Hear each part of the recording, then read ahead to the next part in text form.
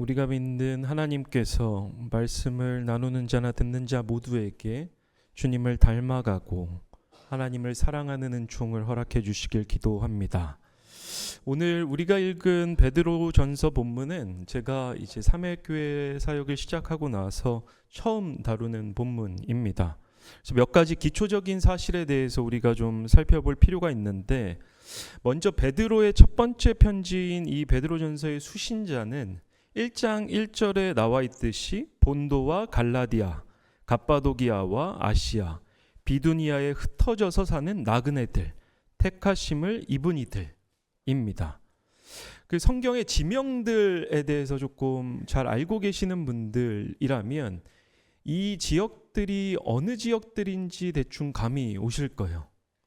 근데 나는 들었는데 이 지역이 어디인지 잘 모르겠다. 그러면 뭘 하시면 되죠?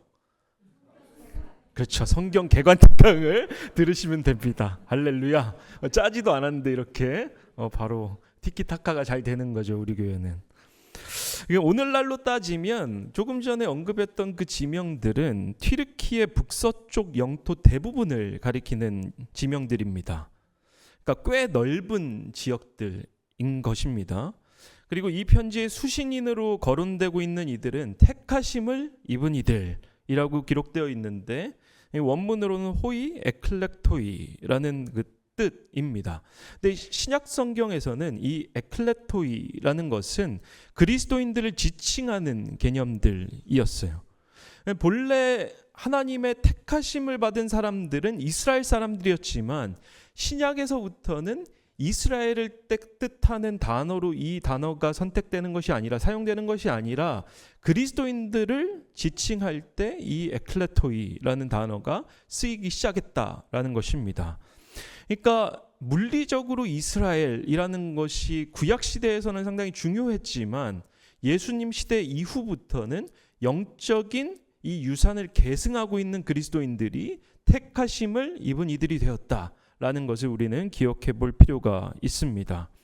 택하심을 입은 이들은 두 가지 의미를 지니는데, 하나는 이스라엘로부터 그리스도인들에 이르기까지 이 사람들이 택하심을 입은 이들이라고 지칭되기 시작했다라는 건, 택하심을 입은 이들은 뭔가 미스테리하게 우리가 알지 못하는 어떤 영적인 아이덴티티를 가지고 있는 그 집단, 이 세상을 초월해 있는 그 집단을 지칭하는 것이 아니라 구체적인 시공간 안에서 하나님을 붙들고 있는 이들을 의미하는 것입니다. 첫 번째 의미는 택하심을 입은 사람들이라고 했을 때 어느 이단이나 사이비가 이야기하듯이 14만 4천 명과 같은 어떤 영적인 집단이 있는 게 아니라 구체적인 시공간, 삶의 자리 가운데서 복음을 받아들이고 하나님을 따르고 있는 이들, 이 사람들을 택하심을 입은 이들이라고 지칭하고 있다라는 것입니다. 두 번째는 고난의 기간을 견디고 종말에 예수님께 충성된 자들로 드러나는 자들, 이 자들이 택하심을 입은 이들입니다. 그러니까 첫 번째 의미는 구체적인 삶의 자리에서 하나님의 뜻을 받아들이고 하나님을 믿고 따르는 이들. 두 번째는 예수 그리스도께서 다시 오실 때까지 자기에게 맡겨진 그 충성된 직분을 견디면서 고난까지 감당하고 있는 이들. 이 두 가지 의미가 택하심을 입은 이들이라는 뜻입니다.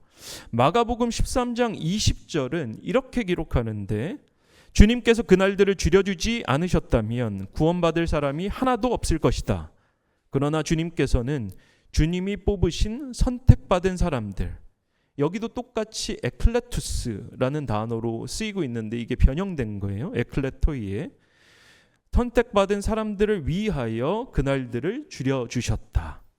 종합해 보면 택하심을 입은 이들은 구체적인 시공간, 삶의 자리에서 하나님을 믿기로 결단하고 단순히 복을 받는 것을 넘어서 주님과 함께 종말에 이르기까지 고난을 견디는 사람을 의미합니다.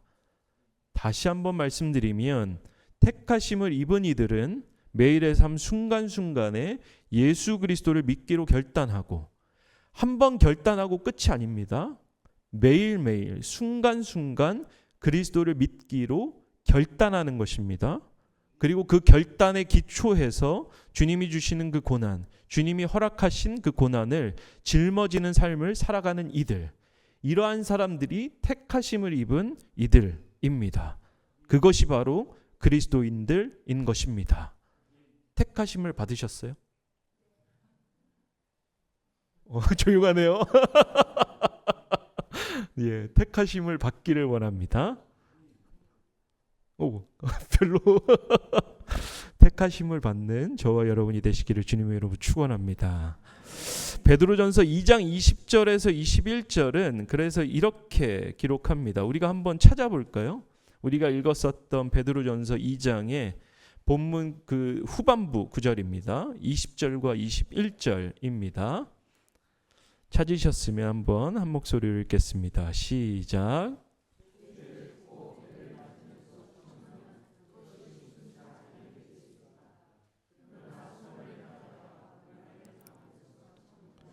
그것은 하나님께서 보시기에 아름다운 일입니다. 바로 이것을 위하여 여러분은 부르심을 받았습니다. 그리스도께서는 여러분을 위하여 고난을 당하심으로써 여러분이 자기의 발자취를 따르게 하시려고 여러분에게 본을 남겨 놓으셨습니다. 아멘. 삶에 고난이 있다면 그게 이상한 일이 아닙니다. 삶에 고난이 없다면 그게 이상한 일인 거예요. 왜 그런가 하면 우리가 살고 있는 이 세계는 하나님께서 다시 오시기 그 전까지는 하나님의 뜻과 반하는 일들이 펼쳐지기도 하기 때문에 그렇습니다. 그렇기 때문에 우리가 하나님의 뜻대로 살고자 노력하고 결단하면 필연적으로 고난이 수반될 수밖에 없는 거예요. 세상 가운데서는 보복법과 같은 것, 내가 이만큼 행하면 저 사람도 이만큼 해주기를 바라고, 저 사람이 나한테 이렇게 해줬는데 내가 이렇게 하지 않으면 그러면 이상한 일들이 이루어지는 거죠. 그 맥락에서 예수님처럼 산다는 것, 자기 자신을 비우고 자기를 모두 던져서 희생한다라는 것은 세상에선 있을 수 없는 일인 것입니다. 그렇게 살기 시작하면 고난이라는 것이 필연적으로 따라올 수밖에 없습니다. 그럼에도 불구하고 우리가 이러한 삶을 살기로 결단하는가? 그러한 삶을 살기로 결단하고 살아갈 때에 비로소 오늘 우리가 읽었었던 택하심을 입은 이들이라는 호칭이 주어지는 것입니다. 그러면 구체적으로 어떻게 하면 우리는 택하심을 입은 자들, 어떻게 하면 우리가 그렇게 하나님의 말씀을 믿기로 결단하고 고난을 짊어지는 삶으로 들어갈 수 있을까? 우리가 읽은 본문 2절은 갓난아기들처럼 되어야 한다라고 이야기합니다. 여기서 갓난아기로 번역되고 있는 원문은 아르티게네타 브레페라는 그 단어인데, 문자적인 차원에서 보면 이건 어린아이를 의미하는 게 아니에요. 그러니까 갓난아기처럼 되라 라는 것은 우리가 교동문에서도 있었고 오늘 그 임례하는 데 있어서 선포되었던 예수님의 말씀에서도 있듯이 그 어린아이처럼, 그러니까 겸손한 자처럼 되라, 순수한 자처럼 되라, 이 말이 아닌 거예요. 적어도 우리가 읽은 이 베드로전서 본문에서는. 그러면 도대체 이 베드로전서 2장의 본문에서 이야기하는 갓난아기들처럼 되어라 라고 했을 때 이 갓난아기는 뭘 의미하는 걸까? 우리가 읽었었던 베드로전서 2장의 앞장 1장을 보시면 조금 더 명확하게 드러납니다. 1장 3절과 23절을 우리가 찾아볼 건데, 1장 3절과 23절입니다. 우리가 읽었었던 2장의 바로 앞장입니다. 3절과 23절인데 한번 찾으셨으면 한 목소리로 두 절을 읽어보겠습니다. 시작. 우리 주 예수 그리스도의 하나님 아버지께 찬양을 드립시다. 하나님께서는 그 크신 자비로 우리를 새로 태어나게 하셨습니다. 그리하여 그는 죽은 사람들 가운데서 예수 그리스도가 부활하심으로 말미암아 우리로 하여금 산 소망을 갖게 해주셨으며, 23절입니다. 여러분은 다시 태어났습니다. 그것은 썩을 씨로 그렇게 된 것이 아니라 썩지 않을 씨, 곧 살아계시고 영원하신 하나님의 말씀으로 그렇게 되었습니다. 아멘. 이 구절들을 잘 보면 반복적으로 새로 태어나다, 다시 태어나다 라는 표현이 등장하고 있는데, 우리가 읽은 2장 2절의 갓난아기들이라는 것은 새로 태어난 자들을 의미하는 거예요. 예수 그리스도의 복음을 받아들이고 이전의 삶을 청산하고 거듭나게 된 자들, 그러한 자들처럼 살아가야 우리가 택하심을 입은 자들, 그렇게 살아갈 수 있다라고 이야기를 하는 것입니다. 어느 노 부부가 TV를 보는데 금슬이 좋은 연예인 부부가 나왔어요. 소녀 감성을 잃지 않았던 할머니가 할아버지에게 물었습니다. 영감, 우리도 젊었을 땐 뜨거웠는데 당신은 아직도 나를 보면 가슴이 뜁니까? 그랬더니 할아버지가 곰곰이 생각하고 대답했습니다. 가끔 가슴이 뛸 때가 있지. 부정맥이 있잖아 나는. 신앙의 열심을 가진 때는 언제셨습니까? 언제 가장 뜨겁게 하나님을 열렬히 사모했습니까? 우리 중에는 아직 그런 뜨거운 신앙의 열정을 경험하지 못한 분들도 있을 겁니다. 그래서 조금 전 드렸던 질문이 크게 와닿지 않으실 수도 있어요. 그러면 질문을 좀 바꿔보면, 우리가 사랑했던 경험들이 좀 있잖아요. 그렇죠? 지금의 아내를, 지금의 남편을 언제 가장 뜨겁게 사랑했습니까?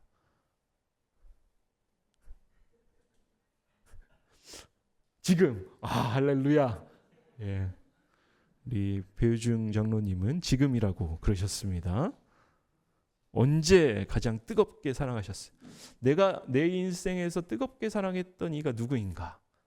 지금의 남편이나 지금의 아내가 떠오르지 않는다면 영원히 침묵을 지키십시오. 베드로전서는 지금 오늘 우리가 읽었었던 본문은 그 이야기를 하고 있는 거예요. 하나님을 처음 만났던 사람들처럼, 하나님을 처음으로 경험했던 사람들처럼, 하나님을 알게 되어서 다시 막 태어난 사람들처럼, 이전의 세상과 지금의 세상이 다르게 보이는 사람들처럼, 우리가 사랑의 경험 가운데 들어가면 세상이 달라 보이잖아요. 그게 연인이나 부부의 사랑뿐만 아니라 우리가 자녀를 처음 사랑하게 되었던 그 순간도 잘 생각을 해보시면, 이 아이를 내 품 안에 안았을 때 세상이 달라 보이기 시작하는 것입니다. 이 사건 때문에 이전의 세상과 지금의 세상은 다른 세상이 되는 거예요. 이 경험이 우리 가운데 있는가? 우리가 예수 그리스도를 만남으로 말미암아 이전의 세상과 다른 세상이 펼쳐지고 있는가? 그걸 지금 오늘 본문은 우리에게 질문하고 있는 것입니다. 그러한 자들은, 갓난아기처럼 된 자들은 순수하고 신령한 젖을 그리워할 수밖에 없다라는 것이 오늘 우리가 읽었었던 2장 2절의 말씀인 것입니다. 오늘 본문은 그러한 상태가 되어라 라고 우리에게 요청하고 있습니다. 고고학자들에게 따르면 우리가 읽은 본문의 배경이 되고 있는 주 1세기 지중해 연안에서 모유수유는 아기의 생존을 위한 절대적인 요건이었습니다. 요즘은 모유수유가 잘 안 되면 많은 것들이 있죠. 분유도 있고 대체 식품들도 있고. 그런데 그때에는 모유가 없다라는 것은 실상 그 아기가 죽을 수밖에 없는 걸 의미하는 것이었다라는 것입니다. 모유가 없으면 죽을 수밖에 없는 갓 태어난 아기가 어머니의 젖을 그리워하는 것처럼, 그리스도인이라면 그렇게 하나님의 말씀과 은혜를 사모해야 한다라는 것이 오늘 본문이 우리에게 증언하고 있는 것입니다. 2절 후반부에 보면 이 하나님의 말씀과 은혜 없이는 우리는 자랄 수도 없고 구원에 이를 수도 없다고 증언하고 있습니다. 그 맥락에서 우리가 신령한 젖, 하나님의 은혜와 하나님의 말씀을 사모해야 한다라고 이야기를 하는데, 이게 어느 정도의 갈망을 의미하는가 하면, 사막에 있는 여행자들이 여행을 하다 보면 우물이 등장하지 않아서 목이 마른 상태가 되잖아요. 그 상태에서 이 여행자들이 가지게 되는 갈증, 물을 향한 그 갈망이라는 것은 목이 너무 마르다, 물을 마시고 싶다, 이 정도가 아니라 자기 머릿속에는 물밖에 생각나지 않는 상태인 거예요. 우리가 이렇게 살아가고 있는가? 갓난아기가 모유를 자신의 머릿속에 꽉 채우는 것처럼 사막을 여행하는 여행자들이 목이 말라서 물밖에 생각하지 못하는 것처럼 우리가 하나님을 우리의 삶에서 가장 중요한 것으로 여기면서 살아가고 있는가? 하나님은 2순위인가 3순위인가 4순위인가 5순위인가? 그걸 묻고 있는 것입니다. 우리는 오늘 이 본문을 묵상하면서 스스로에게 질문해야 합니다. 우리는 하나님을 진정으로 갈망하고 있는가? 우리는 주님 없이, 주님이 주시는 은혜와 말씀 없이 살아갈 수 없을 것처럼 전적으로 그 은혜를 구하면서 매달리고 있는가? 만약에 우리가 그러한 상태로 하나님을 붙잡으면서 매일마다 순간마다 살아가고 있지 않다면 택하심은 입은 이들이라는 호칭을 받을 수가 없는 것입니다. 그리스도인이라는 것은 단 한순간에 주어지는 한 번의 정체성이 아닌 것입니다. 주민증을 받는 것처럼 운전면허증을 받으면 일정 유효기간 동안 그 아이덴티티가 유지되는 것처럼 이루어지는 것이 아니라 순간마다 하나님을 사모하면서 그렇게 살아갈 때 비로소 이 그리스도인, 택하심을 받은 이들이라는 아이덴티티는 매일 순간마다 갱신되는 것입니다. 이것을 기억하면서 날마다 순간마다 하나님을 붙들고 살아가는 저와 여러분이 되시기를 주님의 이름으로 축원합니다. 말씀을 기억하면서 잠시 기도하겠습니다.